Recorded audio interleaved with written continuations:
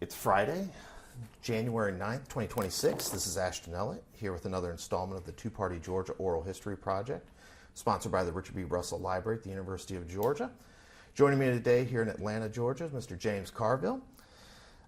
Born in Fort Benning, Georgia, raised in Louisiana, earned his bachelor's degree and JD from Louisiana State University following a stint in the United States Marine Corps. A political strategist who, of course, worked for the 92 Clinton-Gore campaign, but we're here today to talk about his work in Georgia politics and especially his time with Zell Miller. So, Mr. Carville, thank you for making the time. No, I'm planning to do it. It's a worthy project. I appreciate that. So, tell me, you grew up in Louisiana. I did. Of course. When did you get involved in politics? What turned you on to I was the like probably 14, and a guy was running for the state legislature, and I was the official sign ripper off or putter up. They'd put signs on telephone poles, and I'd crawl up and take the other guy's sign down and put our sign up, and that was my. I guess I got involved in negative politics, sign snatching. And then, you know, I took a hit of the crack pipe, and here I am, 65, no more, probably. Right. Yeah, a lot of, on that. When did it strike you that politics was going to be your profession, your vocation, rather than just juvenile hijinks?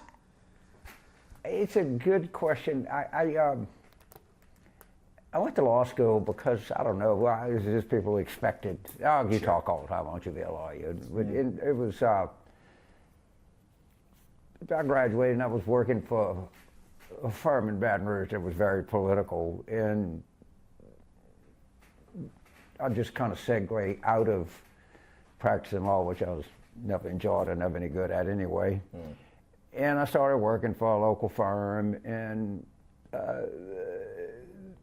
did do it. And in '82, I did a Senate race, managed a Senate race in Virginia, but lost a pretty close election. And then I went to Austin, Texas, where I managed another Senate race, and we lost in a landslide.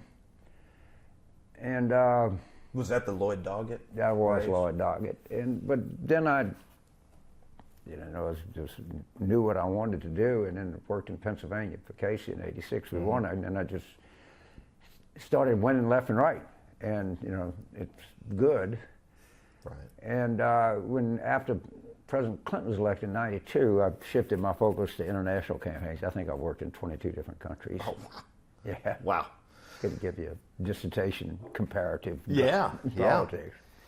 So when did you first work with Paul? Was it the Doggett race? Yes, it was 84? right at Labor Day of 1983, and I just was in a meeting, and everyone was full of shit but him, and I just remember telling myself, I ain't going anywhere without this guy. I guess that's a rarity in the politics business. I think it is, but rarity. But like, I'm still close, like the Georgia guys. I know them all well. Talk on the phone all the time. We'll do things together. Yeah. The Clinton people, there about 7 of us that literally talk 5 times a week, maybe more. The same thing was true in Pennsylvania. We did a documentary and funded it $2.3 million with just friends of mine. No grant money, nothing else. No investor money, anything like that. Just okay, seems like a good idea. They'd already done one movie about me before, so. I remember it very well. That was the first campaign, not to show my age, but the first campaign I could remember growing up I was in first grade, the '92 campaign. I can remember voting in. The War Room had almost cult following. Yep. Yeah, I remember the first time I got a VHS copy of it. I thought I was like, this is going to be the cheat sheet on how to get in and understand politics. So you got Casey, Kentucky. Yeah, Casey, Wilkinson, Frank Laudenberg, and so during the Laudenberg campaign, Zell called me and wanted me to run his race in 1990. And I said, I'll tell you what, if you get me passes to the Democratic National Convention in a good hotel room, I'll sign on. So This would have been Atlanta 88. Atlanta 88. He said he gave me, I don't know, 4 floor passes. And I forgot the hotel with the convention. I'm sure the new convention center, the hotel adjacent to it. Right. Because that's what the Omni he just gave or me. whatever. I think it was the Omni, but I'm not sure. Yeah.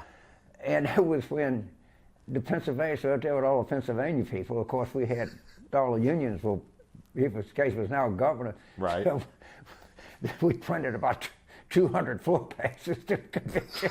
And they had to change the whole system because we had all the printers. We were like, hey, you want to go on the floor? Go ahead. Can't take a couple. Poor Bobby Kahn and Gordon Giffen are over here ripping their hair out. Yeah, right. Then Bobby, he's one of the people that put my name in. He didn't work with me. He was working for Roy Barnes in 1990. Mm-hmm. We became quite friendly. Yeah, he was a Joe Frank and Barnes guy. Yeah. So how did Zell learn about you and decide to reach out? Well, he had run before for the Senate before. Oh yeah. I mean, he had enough savvy to kind of know what he didn't know. Sure. And I think I would have said I'm good at this governing thing, but the politics thing I don't get quite right. Mm-hmm. He used to do these crazy TV spots. You got to find the one with Uncle Tom in the graveyard. I mean, it's like it's priceless. I mean, I mean, it was.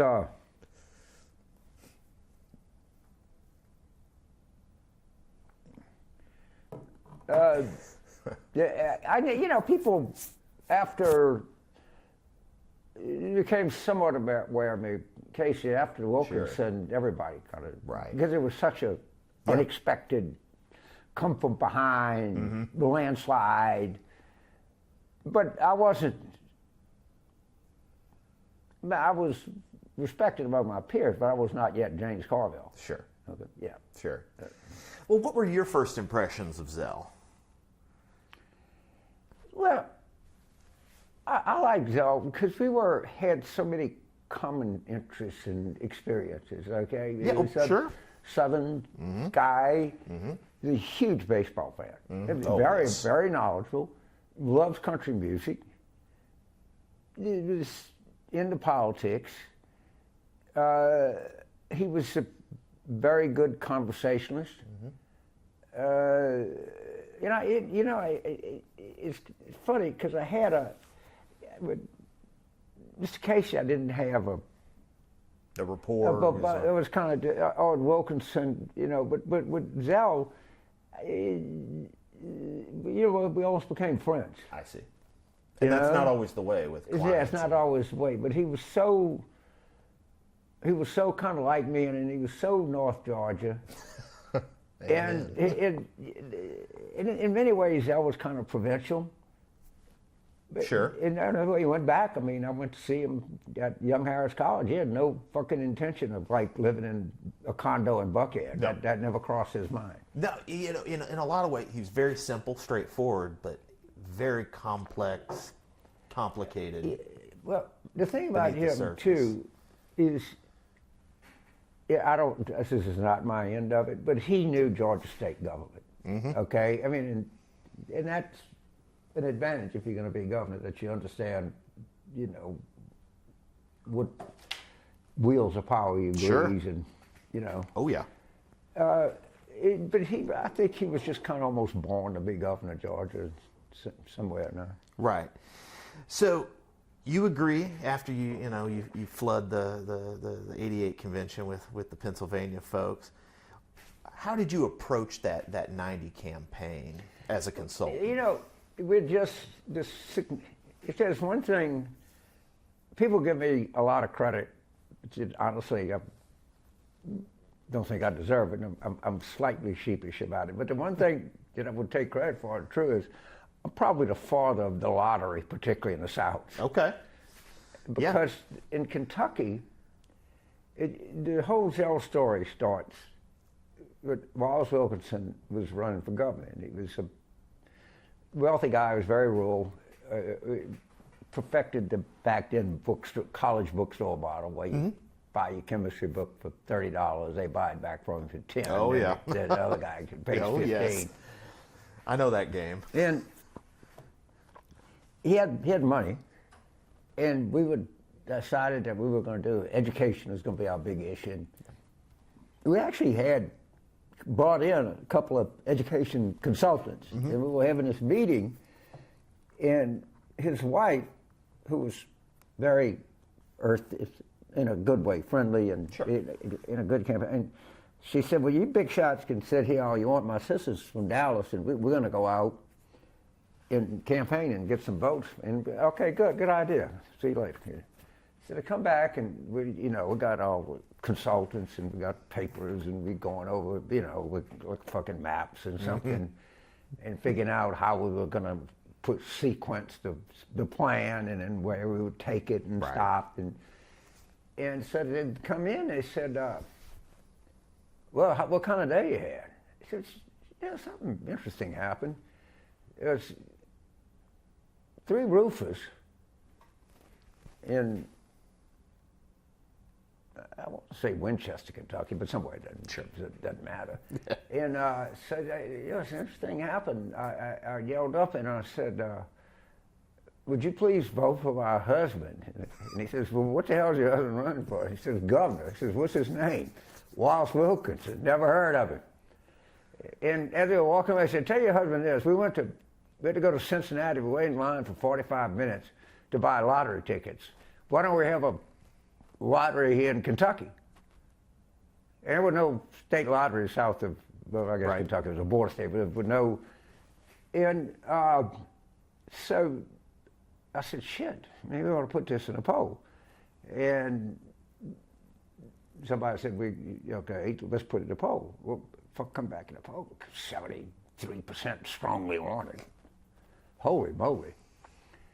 And then we won, and I think that caught a lot of people's eye because in the field was very, if you're a student of politics, it was John Y. Brown, Steve Beshear's daddy. Right. I mean, Andy Beshear's daddy, Steve. Yeah, Steve, yeah. Julian Cowell, who was a former governor, Grady Stumbo, who is a very prominent politician in East Kentucky. And we just ran away with the thing. Right. And I saw Governor Brown, I was in Los Angeles, he says, God damn it, James, I never thought I'd get beat by gambling.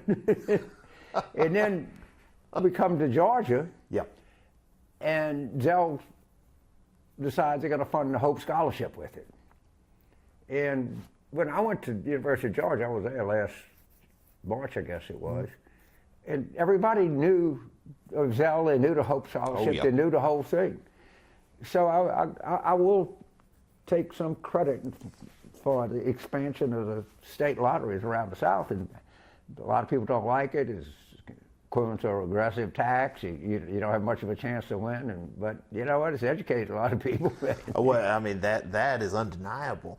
I think Zell and Steve Wrigley and Keith Mason told me education and scholarships and higher ed was always going to be part of the plan. But as you said, the lottery was going to be, was the mechanism. Then you had it's not going to, right. Although money is fungible, okay, but politicians go out and say, this is dedicated to this. Hey, I'm from Illinois. That's how it was sold, and that's not how it's applied. I understand, but it's always sold that way. But the gas tax is dedicated to roads and highways. Well, they're just until it's not. No, it's all the same pot. Right. You're from Louisiana. But it's fine. So Zell had been on the books opposing. But the greatest thing you grant is that Social Security has its own fund. That's right. Shit, they just draw down. The trust fund. Yeah. Lockbox. We're jumping ahead to 2000. People like that shit. Did you have to sell Zell on the idea of embracing the lottery, or did he see what Wallace Wilkinson did in Kentucky? A little bit. Till you put it in the fucking poll and you didn't get no resistance. Okay, the preachers goddamn go down there and, the preachers are going to kill this, you don't understand it. And I said, look, there ain't no more preachers in Georgia nor in Kentucky. Right. Right? And it wasn't, it was no more than the amount of resistance that you would have thought. And I mean, he didn't have a moral objection to it. Obviously, he thought it was like selling booze on Sunday. Who cares, you know? But the myth of the preacher power was pretty ingrained in Georgia, Right. Probably for good reason. Well, yeah, you certainly was Well, I was overcome. Catholic, so we never thought about it. It didn't matter. Well, yeah, I'm Episcopalian, so Yeah, half the it don't Catholic, matter. twice It the don't fun. matter, yeah. So, you know, what other issue, you know, was this a one-issue campaign in 1990, or what, you know, because there was the blueprint for the Then 90s. well, he got out and he was going to be so tough on crime he'd make Attila the Hun puke. I'll never forget that.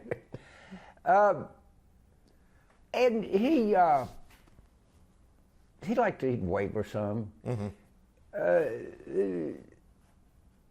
But I mean, that was the education in the lottery.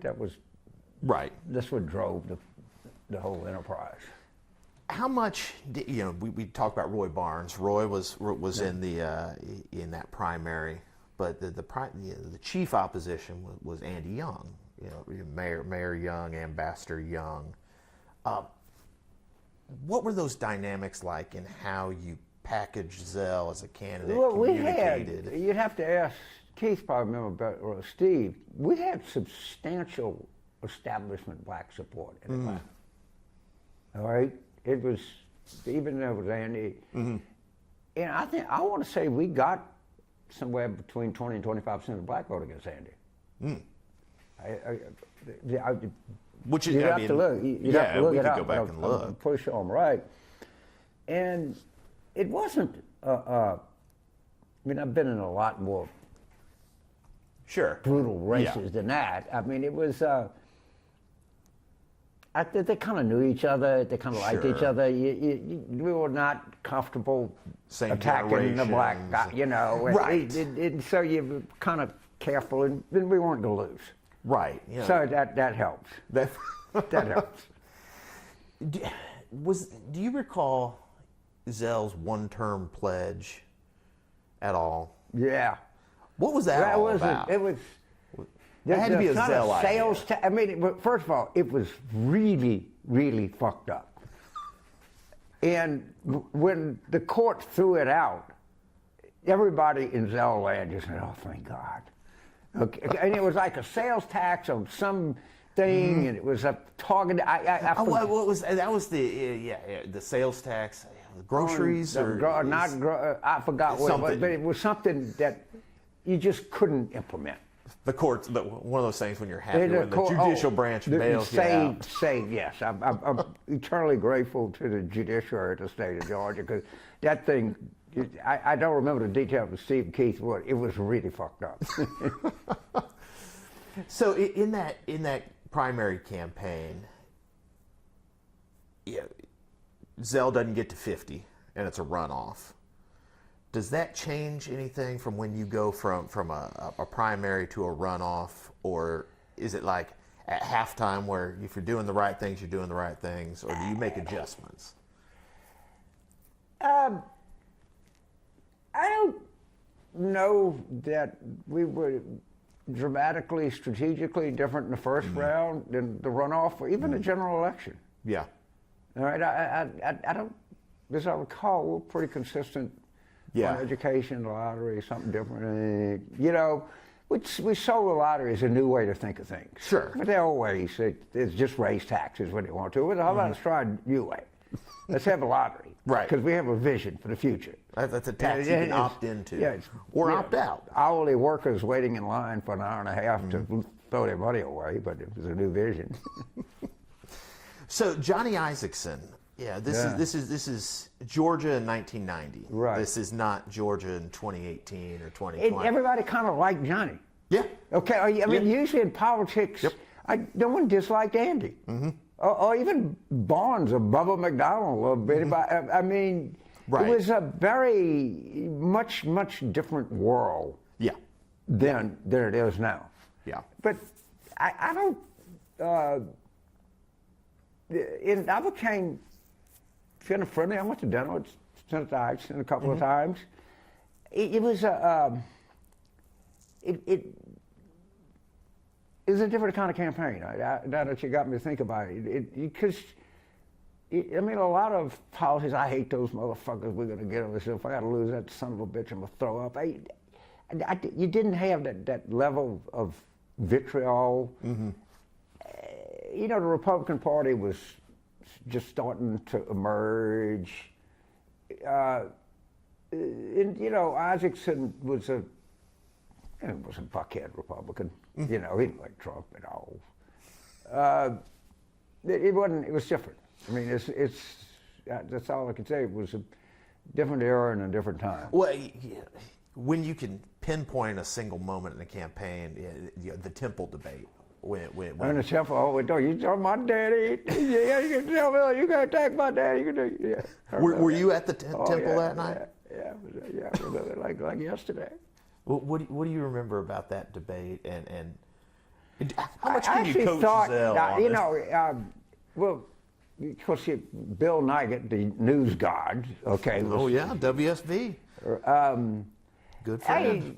I actually thought that was pretty effective what Isaacson did. It didn't necessarily drive voting behavior. Sure. But I remember the Temple debate, like yesterday, yes.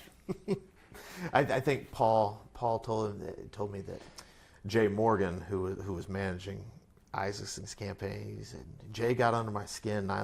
I got Zell too hyped up, and that carried over. And I was like, I don't know if anybody could really hype Zell up if he didn't want to be hyped up. But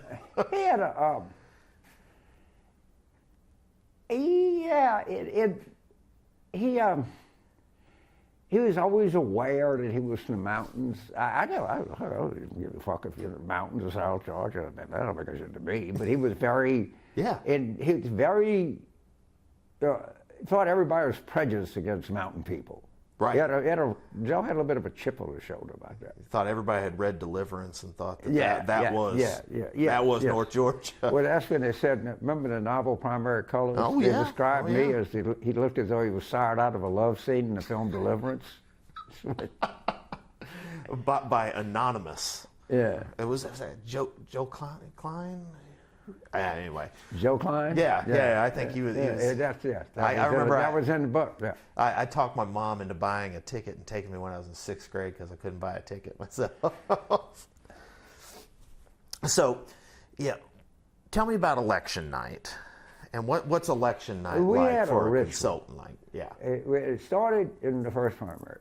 Okay. It was Keith and Steve, Paul, would go to the Houstons on Peachtree, and then we'd come in, watch the election returns. I think it was at that Tubular Weston or something in downtown Atlanta. But sure. Yeah, so we did that in the first round. We did in runoff. We did in the general. That was our. If it ain't broke, don't fix it. Huh? If it ain't broke, don't fix it. Right? Yeah. I'm very superstitious. Hey, if you're a sports fan, if you're in politics, it's only crazy if it doesn't work. The other thing is that it is haphazard and is ad hoc as I come across. I'm very ritualistic during campaigns about what time I go to sleep, what time I get up in the morning, what time I eat. It's routine. Routine, all the time. And I didn't like to go on the road that much because the road is the enemy of routine. You eat when you can, you shit when you can, you sit, I've heard coaches do the same thing, and the idea behind it is the fewer things you have to think about, the more things you can just make mechanic. I think it frees up some brain space and energy. I wasn't as young as I used to be, and I always lived in different places. Yeah. I lived out of a suitcase, but even as much as I travel, I try to adhere to routine as much as I can. Well, I appreciate you breaking the routine to come and do this. So tell me, Zell played a role in connecting you with your next, well, I guess Harris Wofford would have been the next campaign. With Clinton, he did play a big role. But Bill Clinton. They called me from the Tell me governor's about mansion. that. And he said, James, I got somebody wants to talk to you. And yes, he was the midwife. That's correct. So, what was it about Clinton? I'm sure that's a whole. So we were, Paul and I, when the Wofford thing hit, that was. And that was after John Hines died in that. Yeah, so plane John crash. Hines was died in a helicopter crash in suburban Philadelphia. I'd say it was like April, May, or something like that. And we actually tried to get Lee Iacocca to take to Chrysler. The savior. Actually, he was from Allentown, and that didn't work out. And Harris was the chairman of the Democratic Party. Casey put him in there. They knew each other. And for lack of a better name, it made Harris the candidate. And there are very few times, usually politics is not linear. It's kind of up, down, and maybe the trend line goes up. It's the only race ever worked in that the trend line was just stayed. I mean, we started, the first poll was 62 to 20, I think. And then we started going, and then it came 50 to 38 or something like that. And then it came down. And it almost, when you look at the polling, it was just a perfect 45-degree. Which never happens. It never happens. Never happens. And there, the backstory is Harris was a kind of it's very different than I was. Educated, kind of patrician. He was big in the civil rights movement. Was a deputy Peace Corps director when Kennedy was president. He was the president of Bryn Mawr, which is a kind of artsy-fartsy girls' school on the main line. It's not Young Harris. It's not Young Harris. Not Young Harris. No, it's not. No, Bryn Mawr is not Young Harris. And we knew right away that the insurance, the access to health care was going to be biggest. So we did which you call projective polling, where we said, okay, the election is held tomorrow for United States Senate candidates of Richard Thornburg, the Republican, or Harris Wofford, the Democrat. Then it came back 62 to 20. Right. He said, well, let me tell you a couple of things. Richard Thornburg is the former two-term governor of Pennsylvania. He's the current attorney general. He says a vote for him, he'll know how to get things done, get things in Pennsylvania. He understands the way that Washington works and be a very effective senator. Harris Wofford says that he wants to primarily work to bring health care and health insurance and make it more affordable for people in Pennsylvania to blah, blah, blah. Comes back. Now we're ahead 54 to That's something, 40, something tangible. Something tangible. Right. Boom. And we knew. And so again, in Harris was which he used to call, it was kind of out to lunch, And he said, so it was always a struggle to get him to make the fundraising calls. The guy that was traveling with him would just beat the shit out of him. You got to hand him a fucking phone. So he says, yeah, what did you make? No, he says, I went by and saw an optometrist in Reading. And he said, he says, let me ask you something, Harris. If a criminal has a right to a lawyer, why doesn't a working person have the right to see a doctor? I think we'll keep that. I always wanted to do a book myself. It has 3 roofers and an optometrist. How James Carville came to be. He never had an idea himself. He just saw it from everybody else. Well, you gotta. But that became the kind of rallying cry. So how does that criminal? He gets a lawyer. He can't get a doctor. We said, I remember I was working for a guy who was running for like judge in Baton Rouge, East Baton Rouge Parish. He did a spot and says, let me ask you something. If a 14-year-old can find a drug dealer, why can't the police? Well, actually, the 14-year-old is looking for the drug dealer. He's not looking for the police. So the drug dealer brutal logic. But try to explain, if you explain, you lose it. Right. Well, it makes sense on the surface. Right. If a criminal gets a lawyer, why we have working people that can't see a doctor? Right. Actually, there's some morality behind that. I was curious. I mean, that's the less tangible, aspect of healthcare and access to healthcare, which education and healthcare issues, timeless issues, especially on the Democratic side. So you've got, you're on a run. You've got Casey, Lautenberg, Wallace Wilkinson, Zell Miller, Harris Wofford, Bill Clinton. Yeah. So tell me about how Zell and Keith made this connection and your decision to get on board. Going around telling people to run for president. But see, Zell was the Georgia primary, pretty prominent. And then Zell said, you got to talk to my campaign team, and James and Paul. And after the Wofford race, I mean, we were hot. Yeah. Hot, white hot. And I actually met with all the other candidates, and you meet with Clinton, you go, fuck, man, they playing something, they playing marbles, and this guy is playing bridge or something, chess. It's so much better. And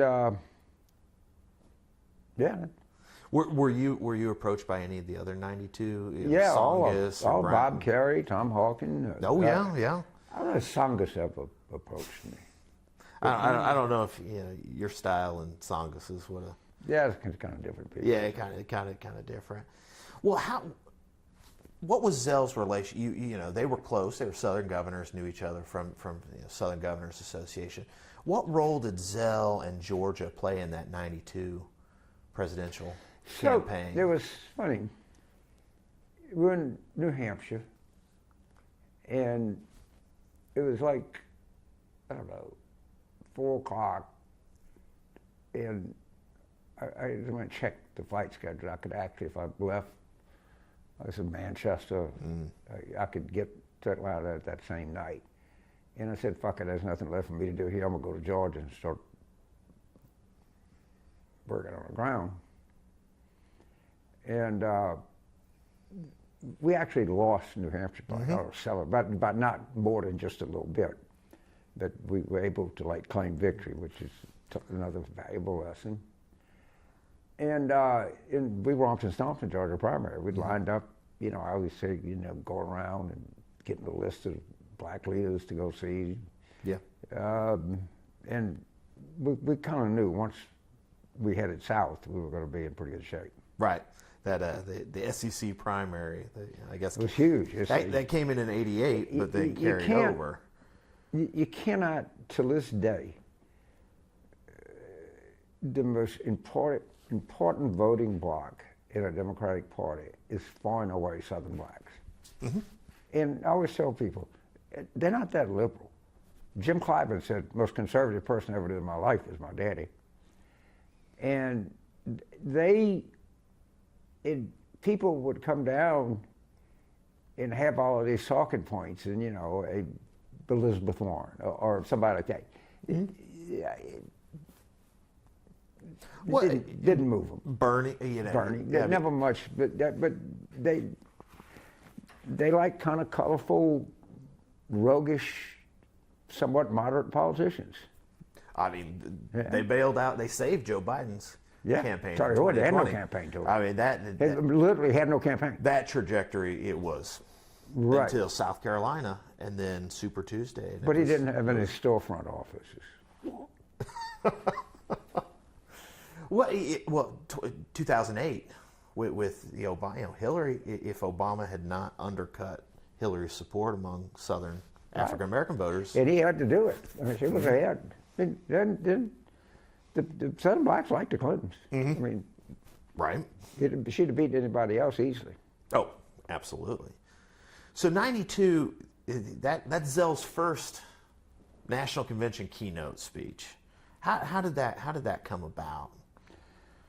And I think Paul and I pushed for it, and he, and he had delivered, and it wasn't much opposition to the idea. Right. But the other ones were Bill Bradley. Yeah. And it's typical of Clinton. We couldn't have one. No. I think Barbara Jordan, maybe. I mean, I forgot. Yeah. No, it was something I forgot. Paul would know. Now, you said you remained close. Obviously you didn't manage the '94 re-elect for Zell, which was sort I of spent a lot of time here, existential. Yeah, I didn't. I guess I was between here and Casey's re-elect. What do you remember about that '94 cycle, especially coming after win? What I mostly realized is that we really dodged a bullet because it was just a terrible Democratic year. And I think we went in a landslide pretty easily, as I recall. And it under different circumstances, it wouldn't have been as easy as it appeared on the surface. Right. Well, Zell, he serves out his second term. He's going to retire. He's going to go back and become a teacher. He ends up going to Washington as senator. Roy appointed to the Senate. Right. And in the telling of the story, he fell under the spell of Phil Graham, who was actually born in Fort Benning. I think we're almost the same birthday. University of Georgia graduate. Yes. Yeah. And he became convinced that Bush was a kind of wave of the future. He compared him to Churchill. And just became this almost kind of right-wing senator. And it was kind of a surprise to a lot of people.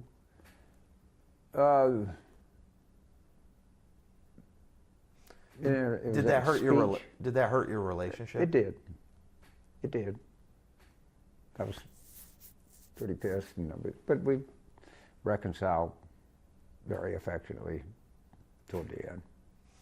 So you were, before I cut you off, you were going to mention, I think, the other keynote speech at the Republican National Convention. Right.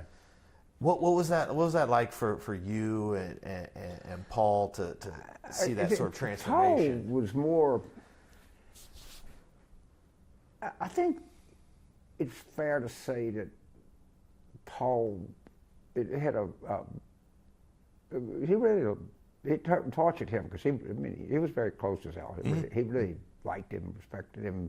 Yeah. I did too, but it might have had more effect on Paul than me. But I wasn't very happy at all. I felt a sense of betrayal, and it was all in on the Iraq War. And I know that after he left and he had a chance to look back on it, he never. And what he would say is, "I was just born to be governor, not senator. I never." And I think there's some truth a classic Georgia. Right, Yeah. and I think he was much more comfortable. From the day he walked into the governor's office to the day he left, he was always 100% confident. I don't think Zell had that kind of confidence in his ability or his maneuverability in the Senate near as much as he had as governor. I think he loved being one and thought of doing the other was probably a mistake. Well, I think and I don't have any personal. I almost sure I'm right.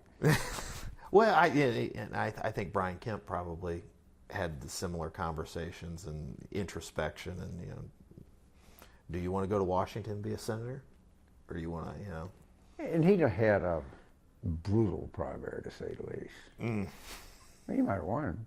Maybe. Yeah, but he didn't. I think he's.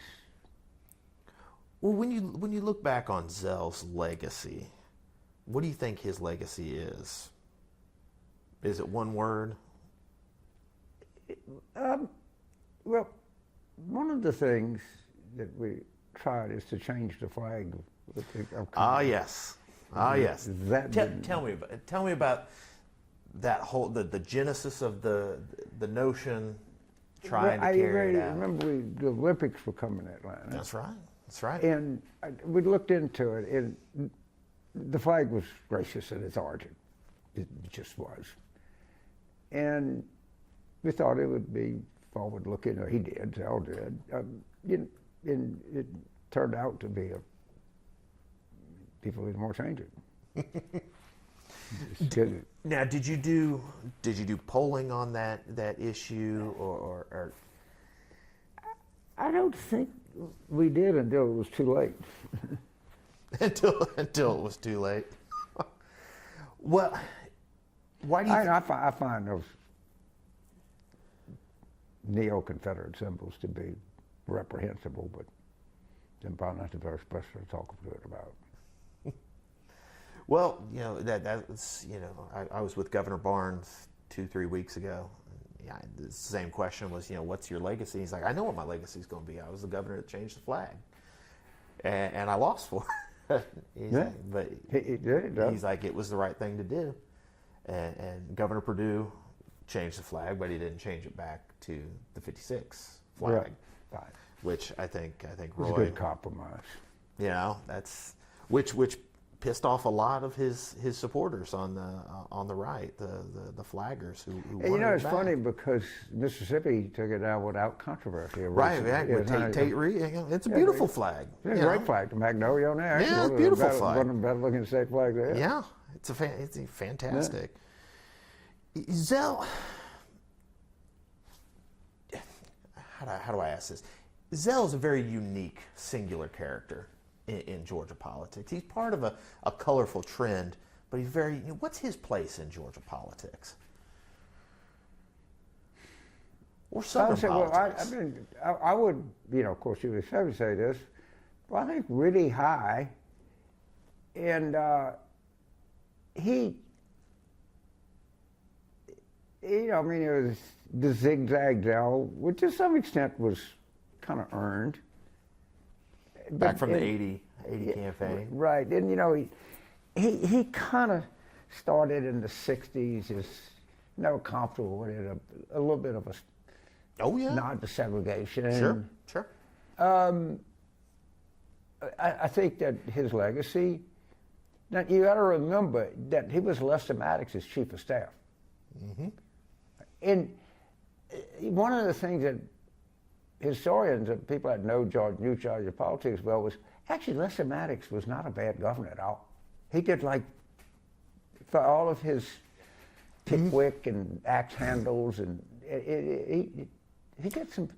He certainly backward views on race, but as to your point. But when he was governor, he appointed. It wasn't. Don't get me wrong. At that point, he appointed more African Americans to yes. And he's the author of, I think, one of the great sayings I ever heard. He says, the problem with Georgia prisons is the quality of the inmates. You just can't get out quality inmates. I just love that. And I kind of said it with a straight face. It's one of those things. How do you argue with that? So is there? We could talk for days and days about the Democratic Party and how the Democratic Party has moved and evolved. Is there a place for somebody like a Zell Miller, or has the party moved on as time gone by? I keep hearing that, and there's this common myth in American politics. Mm-hmm. Okay, James, look, I admit we got our crazies, it's true, but you got it. Mm-hmm. There are, on a good day, maybe 15% of the Democratic Party would describe themselves as progressive or identity-based. It's stated. Sure. And that was a giant. Whoever came over with that idea, this is really stupid. And it was that whole identity movement was very damning. But, a lot of Democratic politicians, I don't know that Andy Beshear or even Josh Shapiro or J.B. Pritzker or Gretchen Whitmer that far removed, or Jared Polis that far removed from Zell. Like any Southern politician, you had race was always, Sure. particularly of that generation. Absolutely. But they'll always enjoyed substantial support from black community and black leadership. Mm-hmm. They always did. Well, look, you know, you mentioned those folks, you know, the Andy Bashirs, the Josh Shapiros, you know, Roy Cooper in North Carolina, who's running for Senate. What do you think about, you know, the sort of the populist streak in the Democratic Party? You know, we hear about right-wing populism, you know, Trumpism, populism. So does populism have a place in sort of a more urbane, suburban Democratic Party? So, just because I'm a kind of stickler for words. Yeah. Populism, I take it roughly as that your focus is like responding to the middle class and what they're. Yeah. First of all, you know, what I call for in post-2024, my main observation and takeaway, never like articulated before, thought about deeply, is the most noble purpose in politics is winning the goddamn election. If you don't win the election, you haven't done shit, all right? And I noticed people, there's some in Athens, by the way, more than a few, that kind of like to lose. It gives them a sense of that we're just too decent for these racist people. We haven't sold out. We hadn't sold out. Okay, so you got that. You got that ilk. And it's really a stupid play to be because you get, and so you react to, and I did that piece in the Times, and what I call for is essentially that the Democrats need to move to the cultural center and economic left. That people would come up to me all the time. I did a lot more than anybody by far, these kind of corporate speeches and shit. And they say, you know, Jim, I always knew somebody was an asshole, they called me Jim. And I said, I'm a fiscal, I'm a social liberal. I don't care, but you know, people get bars, but I'm a fiscal conservative. And I always wanted to say, you know, I'm just the opposite of you. I mean, I don't have choice, I'm probably pro-choice. Right. But in the whole identity movement just took it to a ridiculous point. But our national policy favors old, wealthy people and discriminates massively against young people. It's our high tax code is written for people that already have it made and not very much for people that are trying to make it. And it was such a different world that I experienced as a young person, because remember, I served in the Marine Corps. So I went to law school. The tuition was $150 a semester. What do you need? I'd work offshore in the summer. And then, remember, I had the GI Bill. That's right. What the GI Bill was, in 1970, you got $371 every month.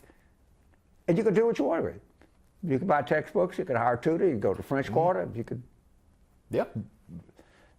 spend it all on booze and whores. And that was all right. You got it, and you didn't have to pay taxes on it every month. And you get that blue treasury check. So I had no debt. If I bought a house, I would get the lowest possible interest rate, no down payment. And I didn't know, frankly, what a BMW or Sony TV was. And then the world changed. And you look at these kids, education costs a fortune. Even think, Hope Scholarship, that certainly helps, thank you. But, you know, even, you know, you graduate from the University of Georgia, you know, you go to law school, you're going to roll up some debt. And everybody got a job back then. If you went to LSU Law, everybody got a job. You know, if you were in the bottom of the class, you might be assistant DA and Might not be the best shit, job. but I'd be the best. But you got a job. Now you got these kids graduating from Embry Law or Tulane, and a lot of them have to struggle to find work. And you got a lot of college graduates out there that, you know, having to do less than ideal, you know, Sure. being hourly employees, if you will. They don't ever think they're going to have a chance. If you talk to young people, then they think they're completely priced out of the housing market. They don't know how they could educate their kids. And it's all intergenerational thievery, I think. And as a country, we should think about maybe tweaking the policy more toward borrowers and less toward savers. You know, more toward people who are working and less toward retirees. I mean, and, you know, Well, you're some talking of it, some big P populism. If you go back to 1890s, these are these themes echo through history. well, I mean, you know, that the whole, you know, a lot of it was agrarian, but you know, you had the Talmadges were populist. That Bilbo was a populist. It's also horribly racist. Racism was part of it. That's why I to this day, don't use the word populist, because Right. in my formation there was a racial twinge. to it. Right. All right. Huey Long was populist. Yeah, he was not. The Longs were not very racial. They were very. They deserve credit for that. They used race much less. Huey and Earl yeah. and Gillis, I guess. So Huey, he didn't give a fuck. He cared about power. Yeah. Okay. So some black preachers from New Orleans, they said, "Look, Governor, if you can find us 5 jobs, that'll feed 30 people. We don't have no work. We got shit." So they thought about it. They said, "Look, I can find you the jobs. Now, you're not going to like what I'm doing." And they said, "Governor, we just need the jobs. Do whatever you got to do to get the jobs." So he declared that he's going to inspect Charity Hospital in New Orleans. So walks in there, disappears for an hour, comes back out, has a press conference. Of course, it was 4 radio stations and morning, afternoon newspaper. And he said, "I just saw the most disgusting thing I've ever seen. In this hospital, right here in New Orleans, Louisiana, they have white women changing the bedpans of black patients. This will cease immediately. I'm announcing the hiring of 5 black orderlies." Wow, that's really something. He discovered that. Great. They got 5 jobs. You know, Man of his word. He didn't. Earl was actually it killed him. It's racist. It killed him. You had that whole reactionary, the same thing in Georgia in the late 50s, early 60s. Yep. And it drove Earl crazy. And and there was I'll never forget. I wish somebody do a dissertation on Willie Raynack, who was from North Louisiana, almost Arkansas. I think he was from Summerfield. And he was not only a kind of evil guy, he looked evil. And Earl called him. He was bad on the inside. Yeah, he was really a bad guy. And he had unfortunately, Earl called him Pinhead Willie, and he actually had a pointy head. You'd have to get the pin. I think he had one glass eye. And Earl was drunk. He was very famous in the legislature, and he was losing it because the legislature kept passing these anti-voting bills and shit. And he said he was drunk. He told a state trooper, get me a bottle, and the guy came back with a Bible. He said, I didn't say a Bible, I said the Bible, goddammit, the bottle. And he said, you know, whether you're gonna go up back to Somerville, you're gonna retire, you're gonna be sitting on your front porch, you're gonna have a glass of sweet iced tea, and then the sun's gonna be setting, then you're gonna realize that N-words are human. But the greatest observations ever made in front of the Louisiana legislature. So you sort of cast the line for the Democrats here, and going forward. The Democrats never nominate the most liberal candidate. Understand, you have this giant blocking, progressive blocking mechanism that's called Southern blacks.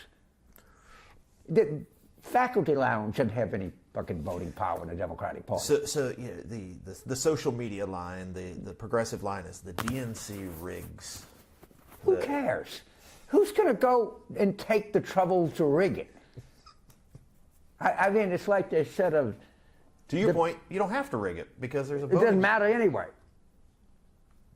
It's just, the RNC, my wife was ran the RNC. Mm-hmm. And I used to go and, we were dating, and they actually have they used to, Trump's overtaken, stolen everything, like everything else. But I never really cared. I mean, Ron Brown was chaired during the 92. He was quite good. We worked with him. But it's a waste of time. It's functionary. And it's like a lot of, it's like the people in the Georgia Democratic National Committee are, basically people that worked in the vineyards of Democratic politics, and it's fine. But I don't. You don't spend a lot of time. No. So what should we expect come November in the midterm elections? Okay, so we do have some markers. So what is it? First marker is history. History does not look good for the N party, for Republicans. Right. We have polling, neither on presidential approval or direction of the nation is bad. That would be it. And you're starting to see a lot of Republicans, and you always see this when you're getting ready to have a wipeout, deciding to have family values, spend more time with their families. Heartwarming. But the biggest thing that we have indication on is actual elections. Right. But we're not just winning elections. We're just blowing them and it doesn't matter where. If Georgia, New Jersey, Pennsylvania, Public Service Commission Virginia, Public Service Commission, the Mississippi State Senate, United South Carolina race. Yes, South Carolina. And so I actually think that Wild Souls is just still a story, but these two boys, and skinny dipping in Eastern Kentucky, cool. And they get out, and one of them has the makings of his first erection, and he tells the other guy, he said, "Stand back, son, I know how big this thing's going to get." I literally, I would, it could be a really big election because of rejection, and people keep telling me, "Oh, James, he gets away with it. How does he get away?" I said, well, he's actually not getting away with it. And the only freaking way that he won, there is one person, and this is a person that I genuinely like, not just as a human being, but I thought he was a really good president, and that's Joe Biden. What the fuck was he doing staying in there? If he'd have gotten out in November 23, we'd have won this thing by 5.5, 6 points. We literally, people wanted a change, then he gets out on July 21st. Mm-hmm. I was sitting at a Braves game, Braves-Cardinals game. And so then we find out that he tells Harris that she cannot criticize anything that he did, so she's on The View, and Sonny Elston, you asked her the question, well, what did you do? She said, I can't think of anything. Well, we wouldn't even give him just anything. a breadcrumb. Yeah. And people, for whatever reason, look, if 72% want change on Labor Day, you ain't gonna change their mind on Election Day. Give them what they want, give them fucking change. All right? So, Right. yeah, and she says, this is another thing about politics. You get tagged as loyal or disloyal. My question is, loyal to what? Okay, if you're like me, where I've come to life that winning itself is a philosophy. If I do how to win an election, that's the equivalent of Edmund Burke or John Locke, okay? It's actually a philosophy. Right. That is a positive good in and of itself. In and of itself. And so when you're in politics, is your loyalty, my loyalty is to winning. I think I've always felt that way, but I never looked at it as a central tenet of life. Mm-hmm. It's now, to me, a central tenet of life. Because it doesn't matter how good your ideas and policies and are. I've run into so many of these self-righteous, really educated, white liberals, and they're full of shit. And it's kind of funny. And so what they do, and certainly Clinton had, and there is a smart way to address a policy. And it is they're kind of technocrats. Mm-hmm. Sure. And some of it is a smart way to do policy, but they don't like the lottery. Oh, no, it's tax on the poor. They don't, Social Security. We got to do something with these damn entitlements. So why don't you do something about these fucking rich people not paying their taxes, then come talk about entitlements? Oh, that kind of populist. That's class warfare. Mm-hmm. So the rich people have been engaging in class warfare on hourly workers since I've been alive. But that's not class warfare. That's being responsive to your shareholders. I mean, the fucking words these people come up with are just crack me up. Well, it'll be really interesting to see how this all plays. You mentioned with Joe Biden. So this all plays out. Say that the Democrats win everything they didn't nail down, and then some. They get the crowbar out. How does that reshape 2028? That primary. How's that play out? Okay. This is something that I'm surprised how few people really understand this. The talent level among potential Democratic candidates for the nomination is the highest I've ever seen in any party. The only one that I might come back in terms of experience, the 80 Republican field was really really had some people with real gravitas. Mm-hmm. But in terms of raw talent, I mean, there's some people out there that like Clinton-esque, Obama kind of potential, and that I use that advice. Generational.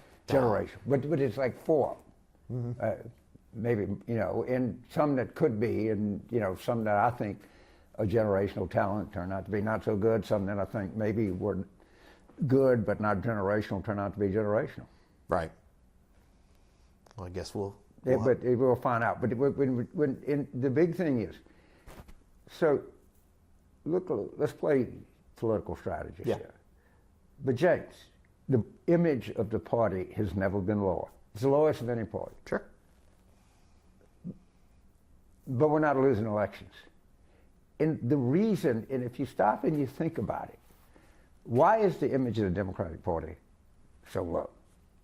Is it because of bathrooms or not so much? It's somewhat, all right? It's that we lost. And again, it goes back to the Carville. The centrality of winning is you belong to a political party to win. If it loses, you don't like it. Right. And the image of the party,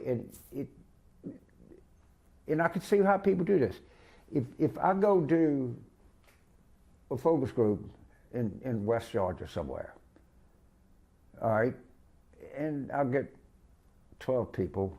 So, what do you when you think of the Democratic Party? What comes to your mind? The two things you're going to hear most often is they're old and they're for the cities. Because that's the image that we're very coastal, old. You can almost see how people did that. When they see the skill level of Andy Bashir, you go, well, I didn't know about this guy. And then and you see that no one, there'll be one kind of identity candidate who will not win. I can already not remotely concerned about that. And I think if you win, the image of the party goes through the roof in a positive way. Right. But again, it goes back to my late life lesson that winning itself is a philosophy, is a rationale, is something to live by.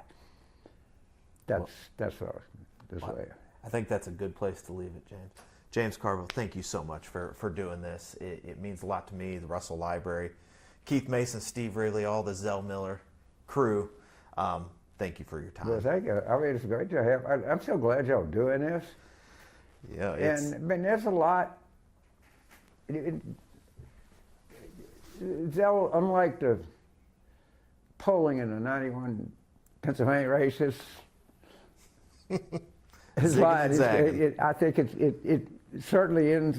It certainly, if you look at the chart, it ended up pretty good. But there's a lot of twists and turns along the way, and he